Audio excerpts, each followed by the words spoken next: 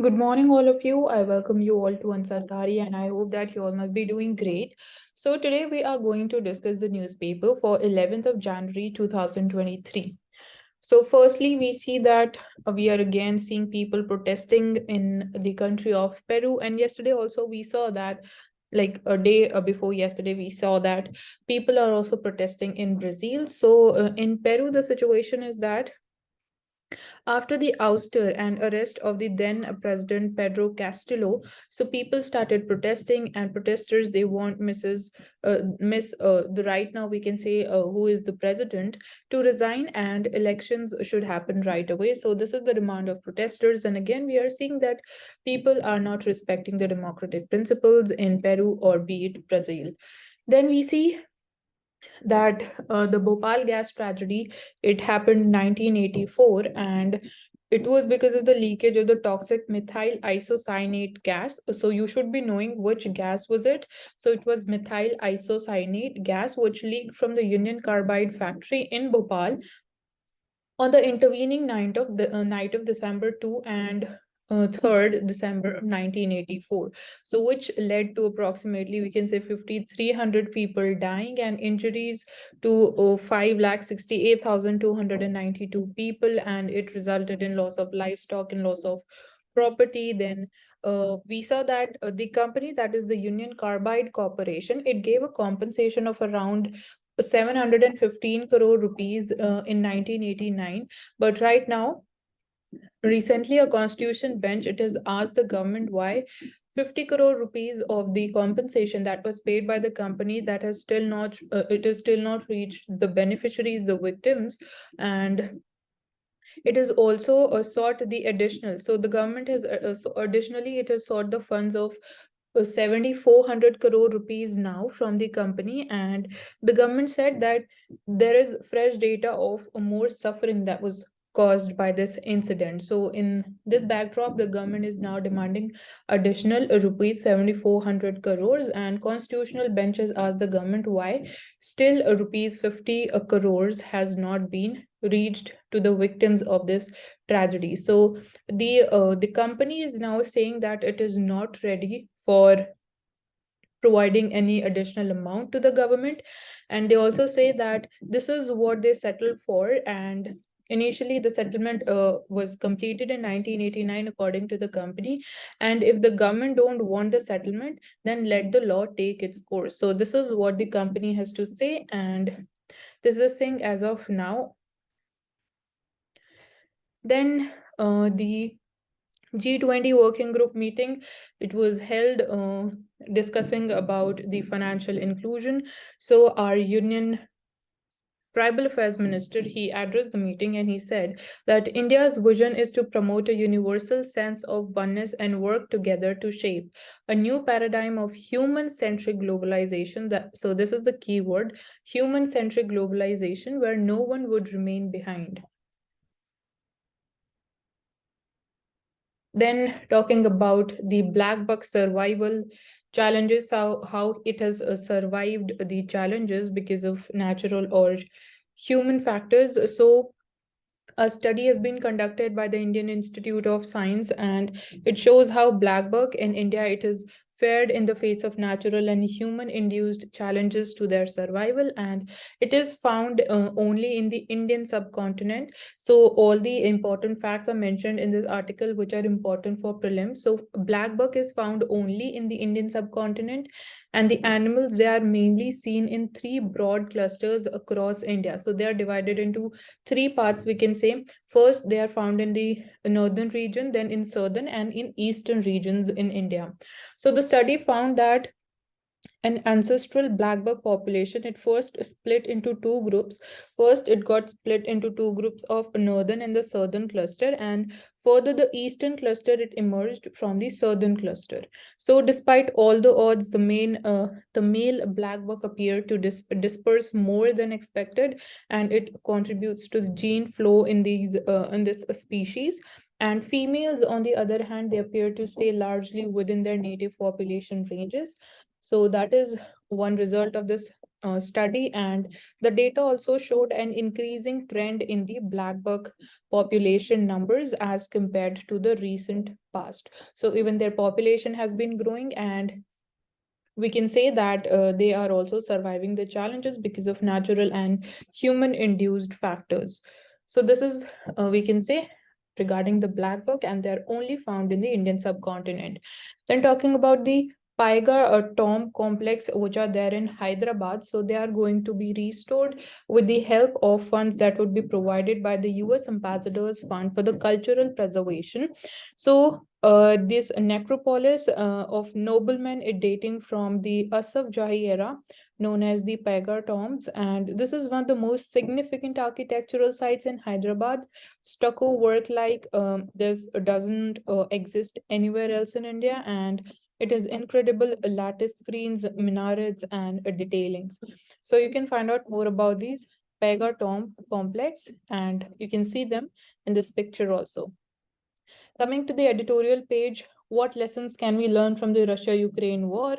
So, in this new world, after the disintegration of the Soviet Union, the US, it had established a de facto unilateral hierarchy, which is rare in international relations. So, after the disintegration of Soviet Union, that was in 1991, we saw US becoming more powerful, and the global politics has historically been dominated by multiple pillars, but the US was at its pinnacle of its power in 1990s, and in recent years, however, there have been signs of passing of this American unilateralism. So America's war in Muslim world, be it in Afghanistan and Iraq, they did not proceed as Washington had expected, and as the US it got stuck in Afghanistan, Iraq, then Russia became more aggressive, and Iran more defiant, and China more powerful. So that's how we can say it is showing us the signs of decline in American unilateralism. And after a brief period of unilateral hierarchy, the world is returning to what realists call its essential anarchy, in which great powers they competing for maximizing their powers. So that's how we can say this new world order can be defined, and how great powers they're competing with each other for maximizing their powers. But it is not clear what kind of an order, if an order emerges at all, will replace the American unilateralism. So we are not clear about that. And also, US admits that the rules-based order, which we can say rules-based order, which means American-centric world, it faces systemic challenges from Russia and China. But at the same time, US doesn't want a direct conflict with Russia. So this is there. And talking about the limits of power, so we come to know through this war that the Ukraine war, it also tells us about the limitations of the great powers in shaping the outcomes of conflicts with smaller ones. So earlier, obviously, Russia expected that it would win over Ukraine in a day or two, but it was, we can say, because of the miscalculations that they had regarding the power of the smaller countries also. So if there is a bigger power and a smaller power, it does not mean that smaller one is definitely going to lose. So this is what one thing that we have learned out of this Russia-Ukraine war. And the US intervention in Vietnam, its invasion of Afghanistan, and the Soviet intervention in Afghanistan, they are some of the best examples of great powers getting stuck in the smaller theaters. So there are examples also which shows that this is one of the learnings out of this war. And talking about what can be the China's takeaway from this war, so there were, we can say, enhanced tensions between China and the US over the Taiwan last year. And US President Joe Biden, he has repeatedly said that the US would defend Taiwan in the event of an attack from China. So we know about the relationship between US and China. So one argument in American strategic circles is that defeating Russia in Ukraine would discourage the Chinese President Xi Jinping from making any adventurous move towards Taiwan, because we know that the West is supporting Ukraine, and it is also providing it with some defense equipments. And recently we saw that USA is also supplying the Patriot missiles to Ukraine. So if Russia gets away with Ukraine, that would embolden Mr. Z. This is, we can say, the argument that is there in America. And China would like to see the US being distracted in Europe while it strengthens its ties with Russia and spreads its influence elsewhere.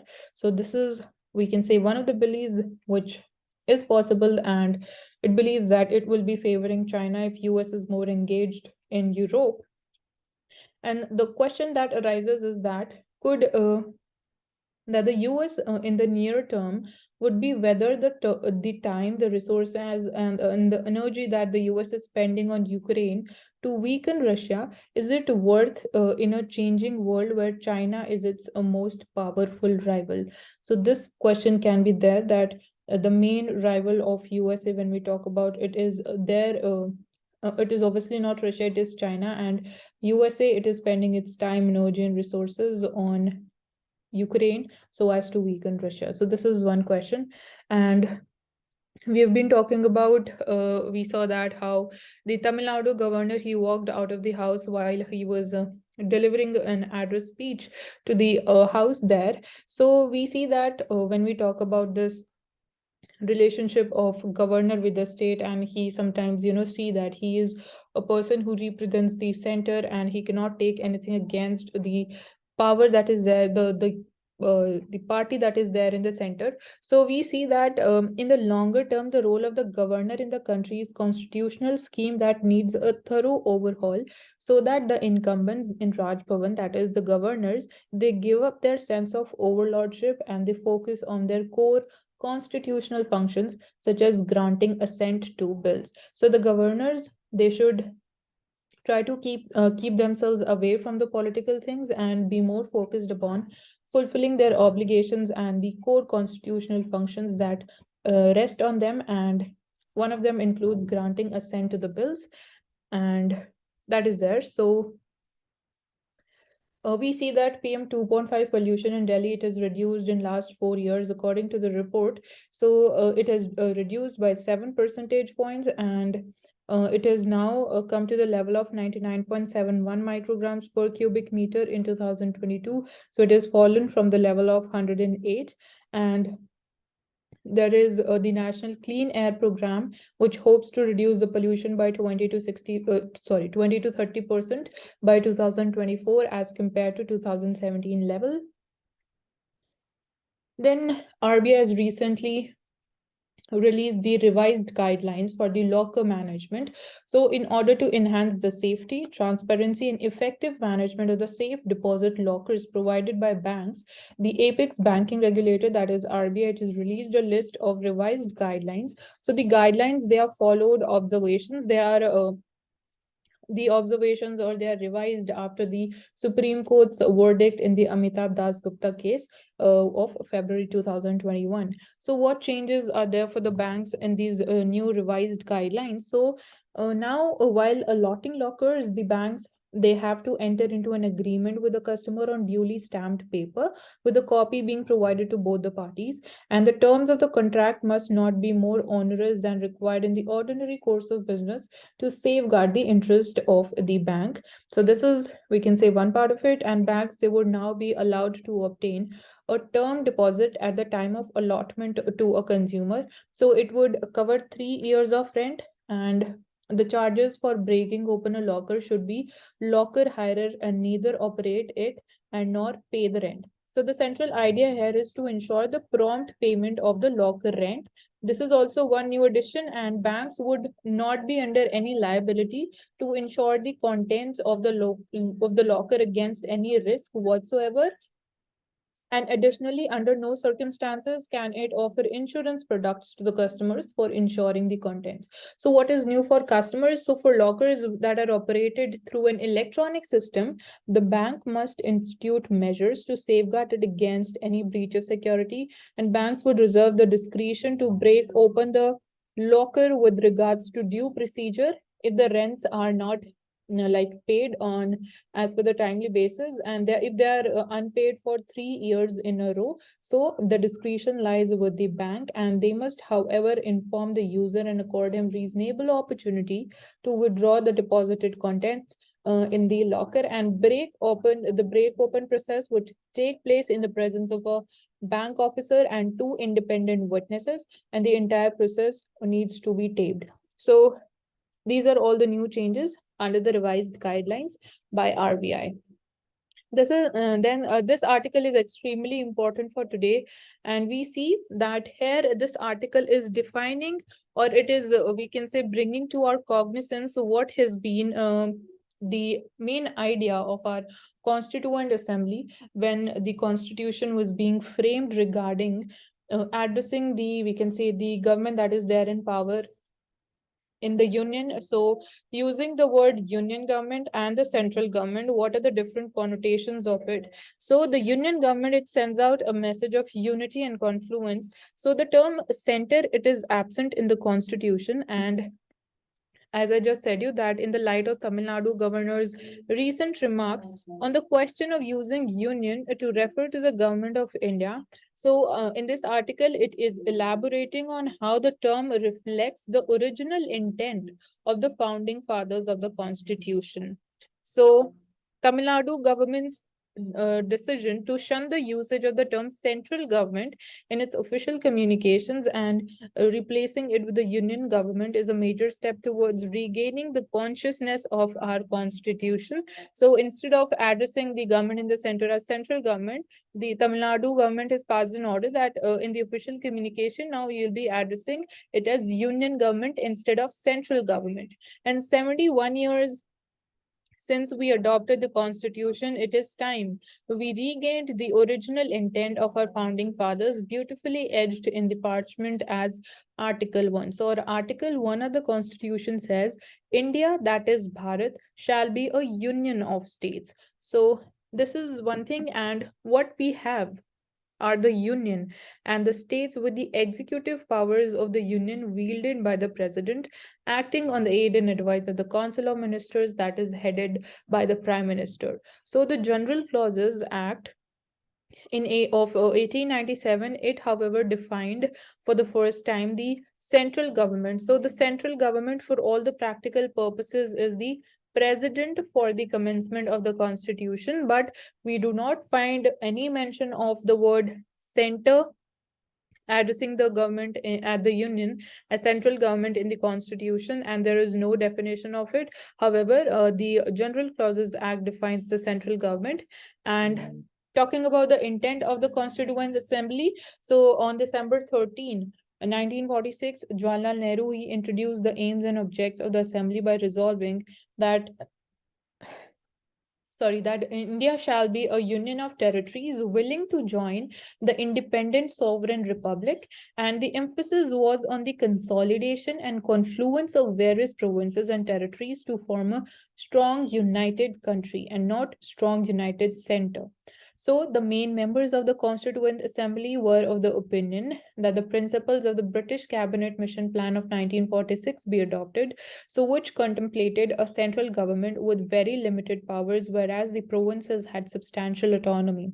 So this was the initial belief, but due to partition and the violence of 1947 in Kashmir, it forced the Constituent Assembly to revise its approach, and it resolved in favor of a strong center. Then even B.R. Ambedkar, sir, he justified the usage of Union of States, saying that drafting committee wanted to make it clear that though India was to be a federation, it was not the result of an agreement, and that therefore no state has the right to secede from it. And also, the federation is a union because it is indestructible. So that is there. And he also said that the union is not a league of states united in a loose relationship, nor are the states the agencies of the union deriving powers from it. But both the union and the states, they are created by the constitution, they derive their respective authority from the constitution. So the one is not subordinated to the other in their own field, and the authority of one is coordinate with that of the other. So the states, they are not subordinate to the center, and they work in a coordinated manner, and that's why we also talk about the uh, when we talk about federalism, so it is also competitive and cooperative federalism. So regarding this wordplay of a union of states and the central government, so the members of the Constituent Assembly, they were very cautious of not using the word center or the central government in the constitution, as their intent was to keep away the tendency of centralizing of the powers in one unit. So that's why they did not use the word center or central government, and rather preferred using union of states. And the union of government or the government of India has a unifying effect, as the message sought to be given is that the government is of all. And we'll end it by the Nanki Palkiwala's famous saying that the only satisfactory and lasting solution of the vexed problem is to be found not in the statute book, that is constitution, but in the conscience of men in power. So the people who are there in power, it depends upon their conscience and their interpretation, how they interpret the central power or the central government or the union of states.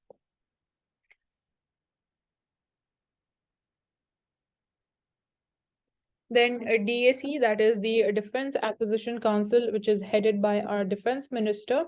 It is accorded acceptance of necessity for three capital acquisition proposals. So what are those three things? Firstly, it is the helicopter-launched NAG anti-tank guided missiles, that is the Helena missiles. And then the second thing is very short-range air defense system, that is Visharad, and thirdly, BrahMos cruise missile launchers and the fire control systems for the naval ships.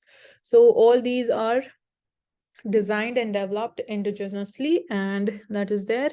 Then a constitution bench to take up section 6A of the Citizenship Act of 1955 for preliminary determination. And firstly, the constitution bench is going to determine whether section 6A of this Citizenship Act suffers from any constitutional infirmity.